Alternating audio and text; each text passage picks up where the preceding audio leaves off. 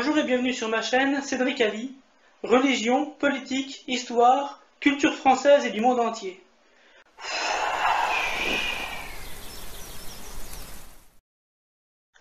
Vous pouvez vous abonner, mettre des commentaires, mettre des pouces bleus et n'oubliez pas de mettre la cloche pour avoir les autres revues de presse et les autres vidéos de ma chaîne. Bonjour et bienvenue pour la revue de presse de l'UPR de la semaine du 10 au 16 septembre 2018. À la une cette semaine, croissance robuste de l'économie britannique. L'économie britannique a connu une croissance record entre mai et juin 2018, en particulier dans le secteur des services. Le produit intérieur brut a augmenté de 0,6 points entre mai et juin, surpassant les prédictions les plus optimistes qui prédisaient une augmentation de seulement 0,4%. Source Bloomberg, 10 septembre, en anglais. Pendant la campagne du Brexit, les défenseurs du maintien de l'Union européenne ne cessaient de faire les oiseaux de mauvais augure, de prophétiser que la sortie de l'Union européenne serait un cataclysme pour le Royaume-Uni. La réalité est tout autre. Le Brexit est au contraire une aube nouvelle, non seulement pour la démocratie britannique, mais aussi pour son économie. Pourquoi en irait-il autrement de la France? Ne cédons pas à la propagande généralisée anti-Frexit dans nos médias. France. Jusqu'à 2000 suppressions de postes dans l'éducation nationale d'ici 2019. Initialement, le ministère ne devait être concerné par la baisse des effectifs qu'à partir de 2020. Entre Jean-Michel Blanquer, ministre de l'Éducation nationale, et Gérard Darmanin, ministre de l'Action et du coupage en règle des ministères, le bras de fer est engagé. Au vu des résultats internationaux, l'éducation nationale est-elle vraiment si performante que l'on puisse se permettre de supprimer autant de postes, qui plus est en anticipation de la date initiale? Une éducation de qualité est la clé pour former les esprits des futurs citoyens. Le Frexit permettra de la garantir en sortant de l'austérité imposée par l'Union européenne. Pourquoi les recours au prud'homme chutent? Le nombre de procédures a fortement reculé sous l'effet conjugué de la loi Macron et des ordonnances réformant le Code du travail. Il devrait encore continuer à baisser en 2018. Le nombre de recours au prud'homme était, selon les investisseurs étrangers, l'un des points noirs de la France. Source Les Échos, 10 septembre. Faut-il se réjouir du fait que les salariés se défendent moins? C'est la triste conséquence des grandes orientations des politiques économiques, gopées, venues de l'Union européenne, qui ont imposé les lois travail Macron successives. La dernière loi travail avait facilité le licenciement des salariés en flexibilisant par exemple le licenciement économique individuel. Fusil de précision, le savoir-faire français sapé par l'harmonisation européenne. L'armée française va renouveler ses fusils de précision, et il est possible qu'une PME tricolore ne puisse pas postuler à l'appel d'offres. En effet, l'appel d'offres exclut les entreprises dont le chiffre d'affaires est inférieur à 50 millions d'euros. De quoi satisfaire l'Union européenne, qui interdit aux autorités nationales de favoriser les entreprises de leur pays. Source RT France, 10 septembre. L'article 56 du traité sur le fonctionnement de l'Union européenne, TFUE, interdit toute discrimination de nationalité au sein de l'Union européenne pour le recours aux services. En pratique, c'est l'impossibilité juridique pour l'État de promouvoir les entreprises françaises. Et c'est donc une autre source de chômage pour les Français. Concernant l'entreprise Vernet-Caron, le marché des fusils d'assaut leur avait déjà échappé il y a 2 ans pour la même raison. Et c'est pour ça que l'armée française n'a plus de FAMAS, mais a des armes allemandes. Le seuil de 50 millions d'euros de chiffre d'affaires provient d'une recommandation européenne.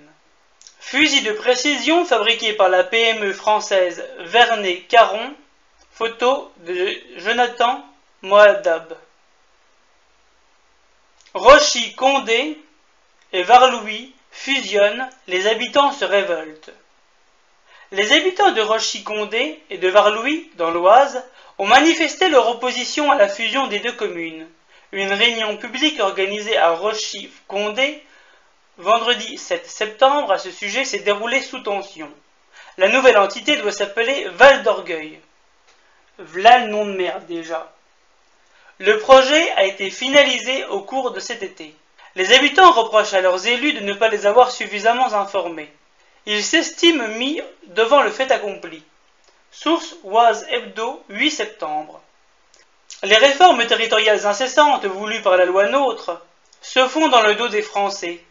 Personne n'explique les raisons de ces réformes, qui ne sont pas d'ordre économique, puisque les faits montrent que les coûts ne diminuent pas, bien au contraire.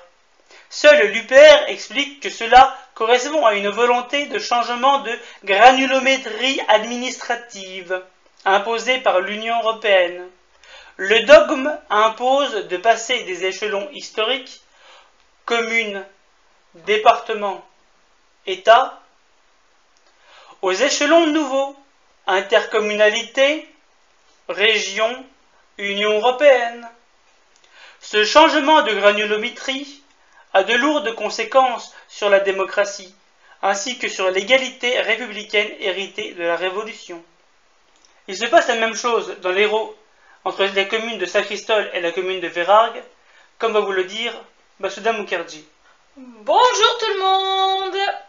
À propos de la fusion des communes, il y a un autre exemple cette semaine qui concerne les communes de Saint-Christol et Vérargues dans l'Hérault.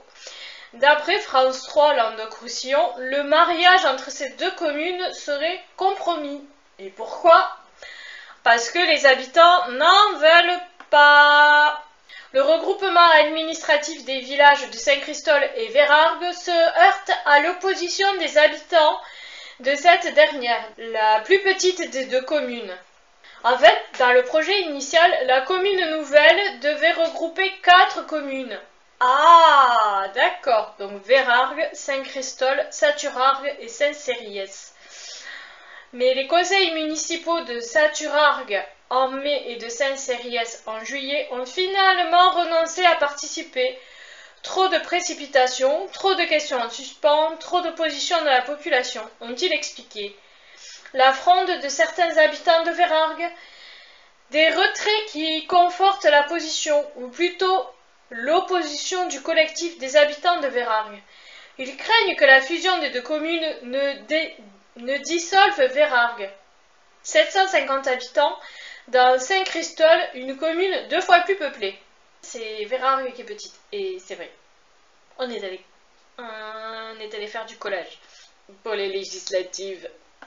Et du coup, il y a des banderoles dans les villages qui dit non à la fusion sans consultation.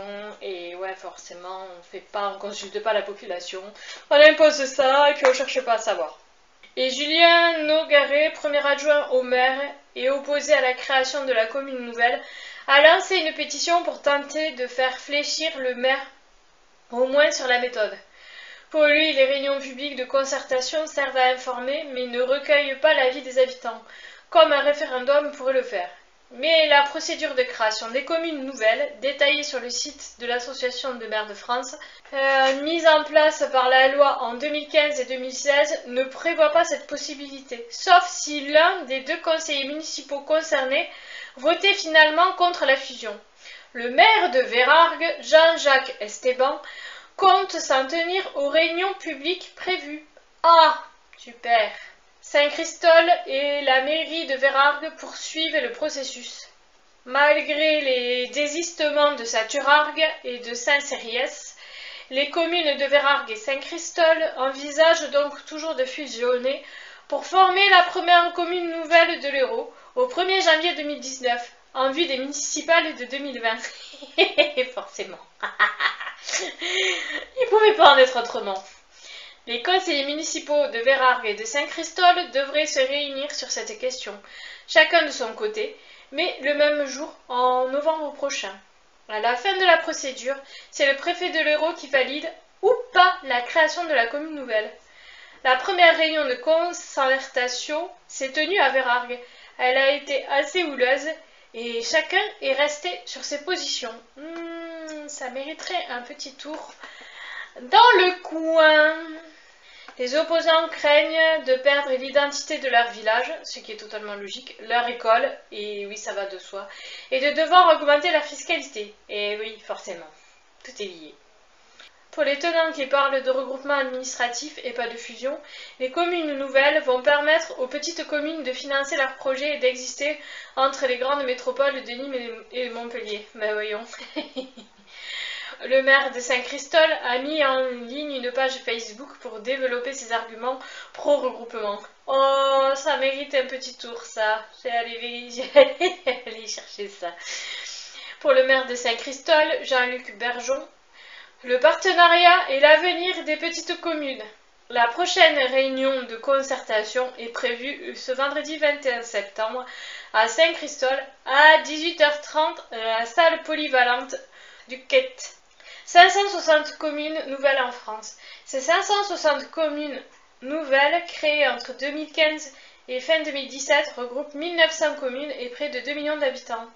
Les communes nouvelles disposent de la qualité de collectivité territoriale en plein exercice avec une fiscalité propre et la clause de compétence générale. Chaque commune ancienne qui les compose devient alors une commune déléguée et conserve des compétences en matière d'état civil, de gestion des équipements de proximité ou encore de relations avec les administrés. Oh là là, on nous prend vraiment pour des pigeons, franchement. Enfin bon, bref. Je clôt ce sujet. France, patinage politique. Marine Le Pen, la patineuse politique. Imagine-t-on la pucelle d'Orléans affirmer que bouter les Anglois hors de France n'est plus un préalable, tout en précisant qu'il faut mettre un coup d'arrêt à la présence des Anglois sur le sol de France. Même l'évêque Cochon en aurait perdu son latin. Imagine-t-on un conjoint dont la vie conjugale est devenue un enfer s'exclamer qu'il est hors de question de divorcer, mais qu'il faut donner un coup d'arrêt à ce mariage? Qu'en penserait la juge des affaires matrimoniales? Source UPR, 15 septembre. Benalla accepte de venir devant la commission, mais insulte les sénateurs. Ayant refusé initialement de se rendre à la commission d'enquête sénatoriale, Benalla accepte de s'y rendre, contraint et forcé. Il juge que les sénateurs sont des petites gens. Oh! Source Marianne, 2012. Bah voyons. Les dirigeants français, affolés, veulent nous faire croire que ce serait un affront à la démocratie que d'exiger qu'Alexandre Benalla réponde de ses actes devant la représentation nationale. La petite frappe de Macron est soutenue mordicus par la République En Marche à travers les mots de Castaner qui affirme que les sénateurs sont une menace pour la République.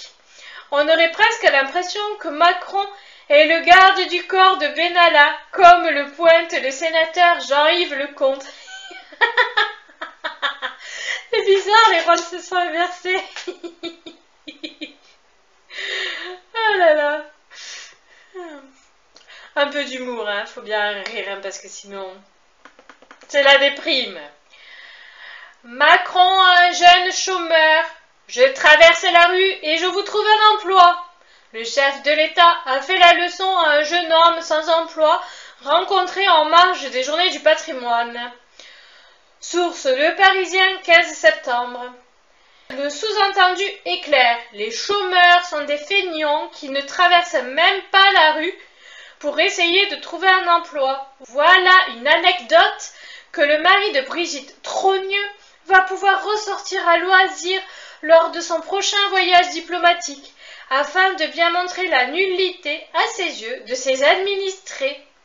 Le méprisant Macron se moque évidemment du monde, car s'il est exact que certaines branches comme l'hôtellerie-restauration sont en pénurie de main-d'œuvre, il est faux et mensonger de faire croire que le chômage résulterait de ces désajustements entre offre et demande et du refus des chômeurs d'exercer certains emplois, car les emplois disponibles et non pourvus sont en nombre très inférieur au nombre de personnes en recherche d'emploi.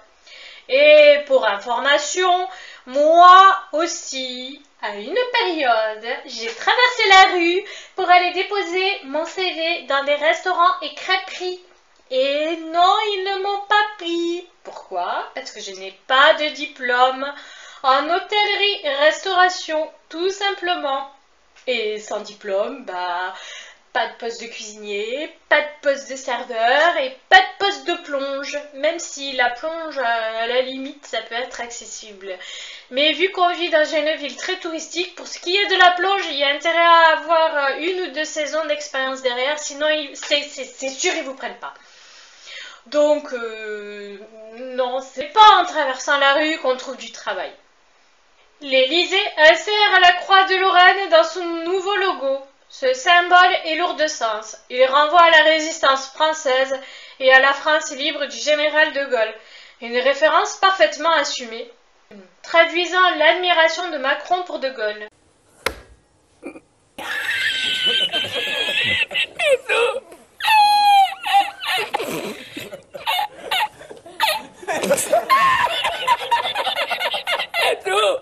Source Le Figaro, 13 septembre.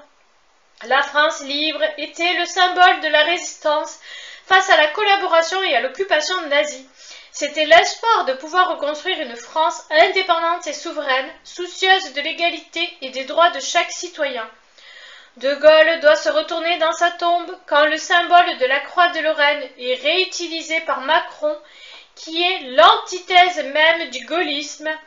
Faut-il rappeler que Macron a permis le rachat d'Alstom par General Electric et a fait que le TGV devienne allemand, détruit les services publics, n'a de cesse que de suivre les injonctions de la diplomatie américaine et de saper la souveraineté de la France en poursuivant l'idée chimérique d'une construction européenne destructrice. Et oui. Frédéric Dumas, député des Hauts-de-Seine. Pourquoi je quitte En Marche? Ah, une de plus. La productrice Frédéric Dumas avait participé à la campagne d'Emmanuel Macron, mais la députée ne se reconnaît plus dans le groupe LRM. Manque de sens, manque d'écoute, technocratie. On a le sentiment d'être sur le Titanic, dit-elle. Blou, blou, blou, blou, blou, blou, blou, blou, blou. C'est en train de couler. Source Le Parisien, 16 septembre. Désolée. Il reste presque 4 ans de Titanic avant la prochaine élection présidentielle. En 2022, il s'agira pour les Français de choisir entre changer le capitaine du Titanic ou le quitter pour reconstruire leur pays. En effet, la politique économique et sociale de la France est dictée par les Gopé. Ce n'est qu'en sortant de l'UE que la France pourra adopter une politique indépendante et répondant réellement aux attentes de sa population. Quant à Frédéric Dumas, elle n'a décidément aucun flair politique. Après avoir cru au bobard énorme de la propagande macroniste, elle rallie désormais cette formation fantôme et ultra-européiste qu'est l'UDI, parti de notables sans adhérents. France, tendance macroéconomique. La fraude fiscale explose et atteint les 100 milliards d'euros. Jamais la fraude fiscale n'a été aussi importante, ni les contrôles aussi faibles, selon un rapport du syndicat Solidaire Finance. Il estime à 100 milliards d'euros le manque à gagner pour les caisses de l'État, soit 20 milliards de plus qu'il y a 5 ans, et 1,5 fois le montant de l'impôt sur le revenu. Source Marianne, 13 septembre. C'est une conséquence logique de la baisse du nombre des contrôleurs. Le gouvernement préfère taxer les gens ordinaires et baisser les aides aux jeunes et aux personnes âgées plutôt que de lutter contre la fraude fiscale. La libre circulation des capitaux imposée par les traités européens facilite cette fraude massive. Voir l'article 63 du traité sur le fonctionnement de l'Union européenne, le TFUE, le TFU. Le gouvernement ne vise plus que 1,7% de croissance en 2018. L'objectif initial de 2% a été revu à la baisse, alors que Gérald Darmanin assurait que la croissance ne serait pas en dessous de 1,8%. Le déficit sera également plus fort que prévu, à 2,6%.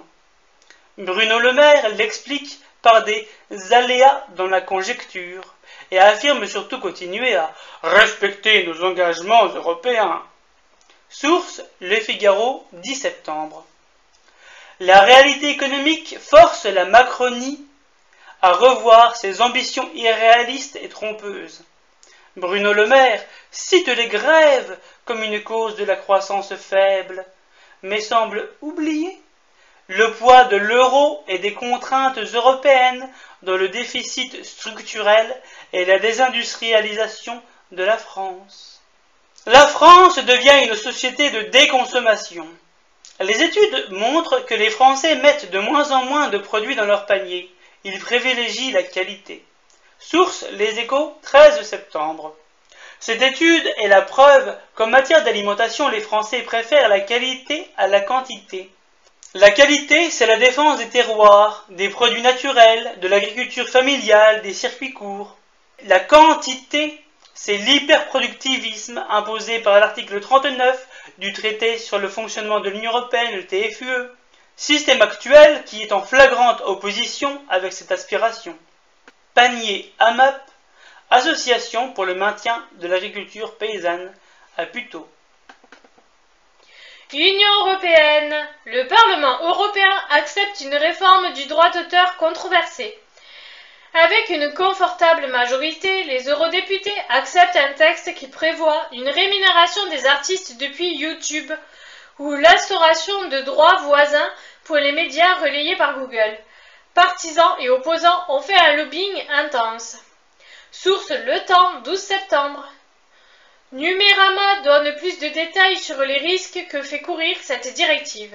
L'article 11 restreint la possibilité de créer des liens hypertextuels car il faut l'autorisation du site internet cité. Génial. C'est une menace pour les libertés. Par exemple, quelles conséquences pour cette revue de presse? L'article 13 institue des règles de filtrage automatique, mettant à mal le principe de neutralité du net. Super! Zone euro, des économistes prônent un assouplissement des règles budgétaires. Face à l'inefficacité des règles budgétaires actuelles dans la zone euro, le président du Conseil d'analyse économique, CAE, Philippe Martin, et deux autres économistes proposent dans une étude de mettre fin à la fameuse barre de 3% de déficit exigée par les critères de Maastricht. Maastricht. Les trois auteurs préconisent l'adoption d'une règle plus simple, centrée sur l'évolution des dépenses publiques, ce qui serait plus logique. Source La Tribune, 11 septembre. On peut se réjouir de cette remise en cause des règles absurdes et purement comptables de Bruxelles. Mais ces appels ne seront jamais entendus, particulièrement en Allemagne, où la rigueur budgétaire est fondamentale. Seul le Frexit permettra de se libérer des critères de Maastricht. L'Allemagne lâche la France, désormais seule pour défendre la taxation des GAFAM. De Washington à Bruxelles, on semble calé. Samedi, à Vienne, les Européens se sont une nouvelle fois affrontés, sans issue décisive. Les seuls alliés possibles pourraient être les Américains eux-mêmes. Paradoxal, mais intéressant à suivre. Source Atlantico, 10 septembre. C'est une énième démonstration de l'impuissance de l'Union européenne.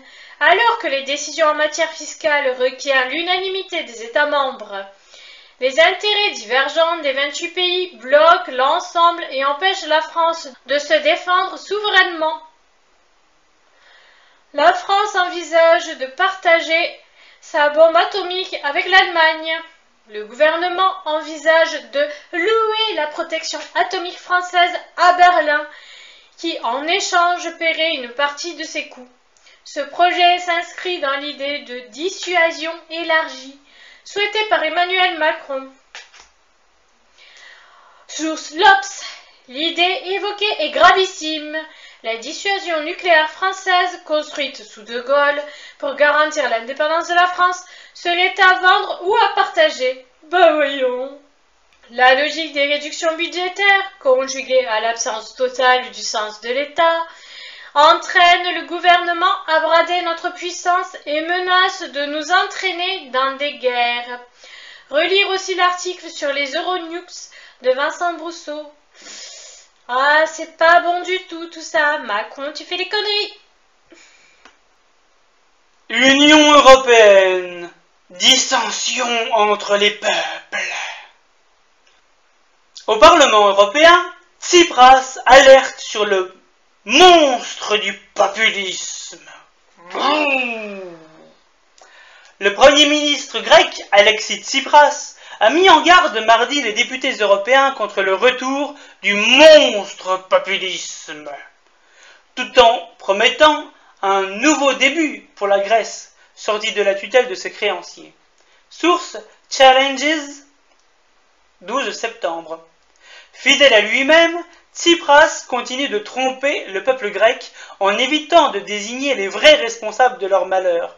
Ce ne sont pas les populistes, mais bien les institutions et la monnaie européenne. Pourrait-on dire les élitistes? Par ailleurs, de manière très hypocrite, le Tsipras de 2018 n'est-il pas en train de se contredire et de mettre des gifles au Tsipras de 2014, défenseur d'une soi-disant gauche radicale, et qui promettait qu'il allait taper du poing sur la table pour changer l'Europe? Bien sûr. Alexis Tsipras, le 11 septembre 2018 au Parlement européen. Un Européen convaincu. Article 7. Le Parlement européen adopte une motion punitive contre la Hongrie. Le Parlement européen a voté pour demander à l'Union européenne de lancer l'article 7, procédure radicale permettant à Bruxelles de sanctionner la Hongrie, qu'elle accuse de mettre à mal les valeurs européennes. Source RT France, 12 septembre. La tension continue de monter entre les institutions de l'Union européenne et la Hongrie. Magyaristan. La procédure de l'article 7 n'a cependant aucune chance d'être lancée, car elle requiert l'unanimité des États membres. La Hongrie peut compter sur ses alliés de l'Est pour la bloquer. Ce vote est néanmoins encore une autre preuve que tenter d'obtenir une politique commune à 27 est une véritable et dangereuse chimère. Alors, sur l'article 7, parce que je l'ai lu, l'article 7 du TUE, il y a plusieurs paragraphes, mais en gros, c'est les deux premiers paragraphes qui sont importants. Il y a le premier paragraphe, il dit que quand un État il a des actions qui pourraient être contraires aux valeurs de l'article 2, en fait, du TUE, eh bien, dans ces cas-là, il y a un premier vote, soit un vote par les 4/5 des États, soit un vote par le Parlement, soit un vote par la Commission, qui met en route la procédure. Donc ça, c'est ce qui a eu lieu. Mais ensuite, le paragraphe 2 dit que lorsque la procédure est mise en route, déjà il doit y avoir une discussion et des dialogues entre l'État et machin, enfin bon, à l'européenne, quoi, blablabla. Et quand au bout de tout ce temps-là, ils ont décidé que, franchement, non, ça va plus, et à ce moment-là, il faut l'unanimité des États membres, sauf, bon, l'État concerné. Mais ça veut dire qu'il faudrait que la Pologne soit contre, que l'Italie soit contre, il faudrait que la Pologne s'oppose à la Hongrie, que l'Italie s'oppose à la Hongrie, que la Bulgarie, l'Estonie et la Roumanie, que tout le monde s'oppose à la Hongrie. Ce qui n'est pas trop possible en fait. Bon, parce qu'en fait, ça marchera pas, bref. Continuons. Moscovici s'inquiète de l'existence de petits Mussolini. Salvini l'invite à se laver la bouche.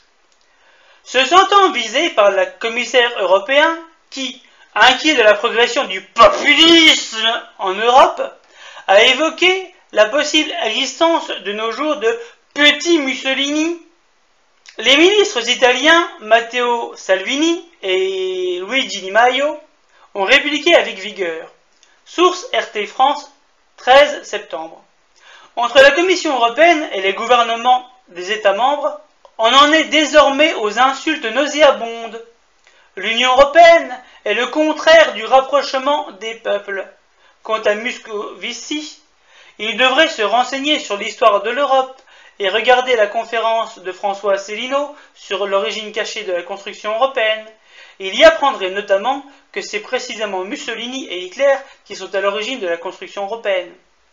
Et je vous invite, chers amis, à aller voir également ma vidéo 5 théories sur les origines de l'Union européenne que j'avais fait et que je vous mets le lien en description. 1 million d'indépendantistes manifestent à Barcelone. Une démonstration de force.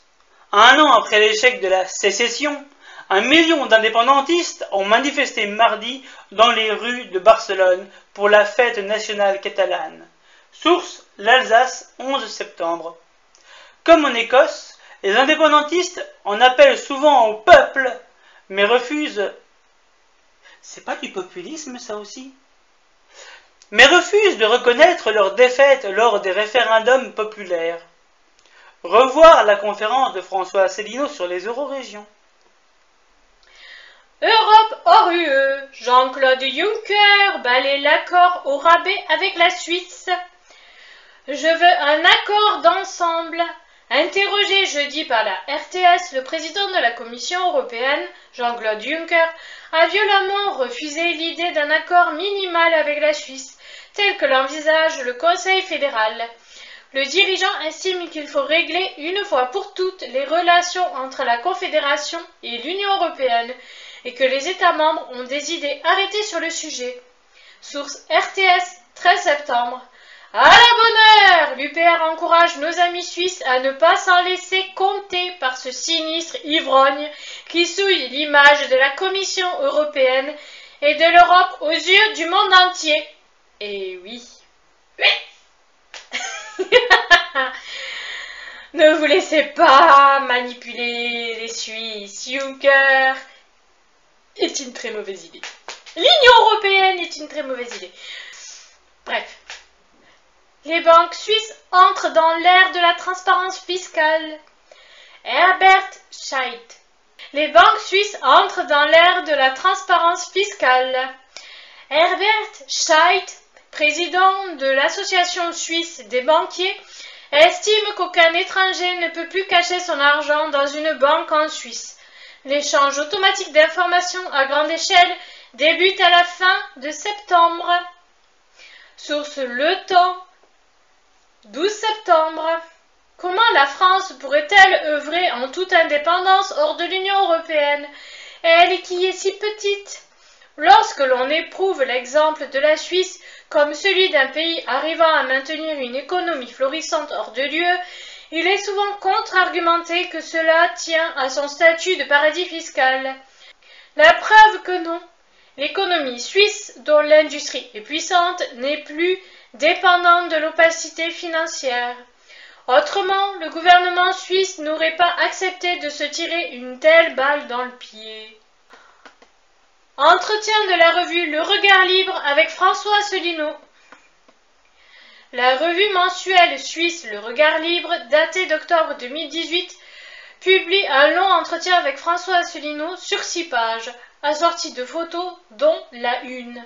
Cet entretien a été réalisé par Jonas Follonier, rédacteur en chef du Regard Libre à Neuchâtel le dimanche 9 septembre 2018. Source UPR 12 septembre. Macédoine, Washington craint des ingérences russes dans le référendum. Le secrétaire d'État à la Défense, Jim Mattis, a dit craindre des ingérences russes dans le référendum pour le changement de nom de la Macédoine, qui pourrait ouvrir à ce pays les portes de l'OTAN et de l'UE. Il a donc décidé de s'y rendre pour soutenir le peuple macédonien. Source L'Orient, Le Jour, 12 septembre. Washington revendique haut et fort sa propre ingérence au nom d'un supposé risque d'influence russe. Ce changement de dénomination, en venant fermer un contentieux de longue date avec la Grèce, est un prérequis à l'entrée de la Macédoine dans l'UE. Derrière cette ingérence en apparence anodine se cache encore le soutien de Washington à la construction européenne, avec toujours comme préalable l'adhésion à l'OTAN. Eh oui. Monde. Washington certifie que Riyad tente d'épargner les civils au Yémen. Dans un rapport au Congrès, le secrétaire d'État américain Mike Pompeo certifie que l'Arabie Saoudite et les Émirats Arabes Unis prenaient des mesures manifestes pour limiter le nombre de victimes civiles et assure l'exercice de pression dans ce sens. S'il reconnaît un nombre trop élevé de victimes civiles, il ne remet aucunement en cause le soutien américain aux armes et aux renseignements à la coalition menée par Riyad. Source Le Monde, 13 septembre. Le 2 poids, 2 mesures est flagrant. Washington accuse Moscou de soutenir l'armée syrienne dans les bombardements causant des victimes civiles, mais couvre et arme son allié saoudien qui a encore récemment bombardé 40 enfants dans un bus, avec une bombe américaine, je le rappelle. L'intégration eurasiatique avance à grands pas. Le Forum économique de l'Est, à Vladivostok, est devenu un rendez-vous essentiel pour l'intégration stratégique entre la Chine, la Russie et les autres pays d'Asie du Nord-Est, laquelle transforme peu à peu l'actuel ordre mondial. Source Asia Times, 12 septembre, en anglais. Pendant que les amis mal assortis de l'Union européenne se déchirent et s'insultent, les États qui savent défendre leurs intérêts s'engagent dans des partenariats fructueux, dans le respect de la souveraineté de chacun. Cherchez l'erreur. Le président chinois Xi Jinping et le président russe Vladimir Poutine font des blinis en marge du sommet économique de Vladivostok le 11 septembre 2018. Les États-Unis menacent de sanctions les juges de la Cour pénale internationale s'ils poursuivent des Américains. Le Conseil pour la sécurité nationale de Donald Trump a menacé de sanctions les membres du TPI si des poursuites étaient engagées contre des Américains ou des alliés des États-Unis.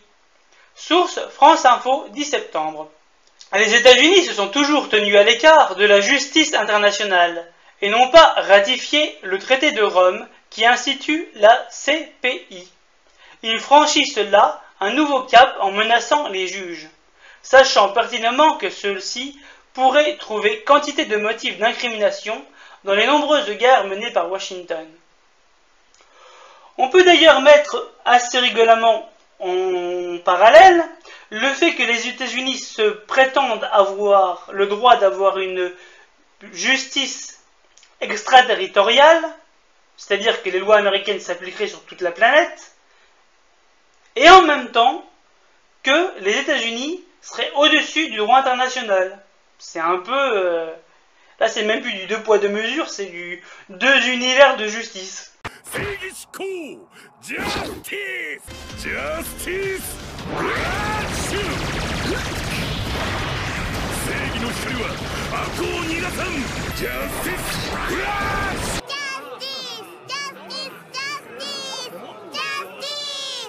Et je vous souhaite bonne semaine à tous, et je vous laisse avec Basudel Mukherjee sur les ingérences dans le monde. Un monde, ingérence. Tiens donc, revoilà les ingérences. La présence secrète de l'armée française à Dérésor, révélée par une photo. Une photo des forces spéciales américaines révèle la présence d'un véhicule des commandos français dans cette zone de la Syrie, encore contrôlée en partie par Daesh. Source France 24, 13 septembre. La présence de soldats américains et français en Syrie, fût-ce pour combattre le terrorisme, est totalement illégale au regard du droit international. Ce n'est pas le cas des forces russes invitées par le gouvernement syrien. Aïe! Un véhicule Aravis de l'armée française pris en photo dans la province de Dérésor en Syrie. Le secrétaire général de l'OEA suggère une intervention militaire au Venezuela. En ce qui concerne une intervention militaire visant à renverser le régime de Nicolás Maduro, je pense que nous ne devons exclure aucune option, a déclaré Luis Almagro, le dirigeant de l'Organisation des États américains. Devant les accusations d'ingérence du gouvernement vénézuélien, il justifie ses propos en raison des violations des droits de l'homme qui seraient commises par Caracas. Source Le Monde, 15 septembre. Organisation panaméricaine siégeant à Washington, l'OEA est souvent accusée d'être inféodée à la politique étrangère américaine. Si elle ne peut décider d'une intervention militaire, elle est un relais utile pour ceux qui l'appellent de leur vœu. Et voilà, ce sera tout pour aujourd'hui. Bye! Je n'habite pas sous un Tipeee, mais vous pouvez mettre un pouce bleu ou vous abonner. Salut! Despacito. Je commence à être un peu... Ça enregistre, chanteuse, là. La la la. Tu veux qu'il y ait du bonus encore? Eh ben, non. C'est juste pour te dire que j'ai mis la vidéo en marche. Voilà. Et non, c'est pas la vidéo LRM.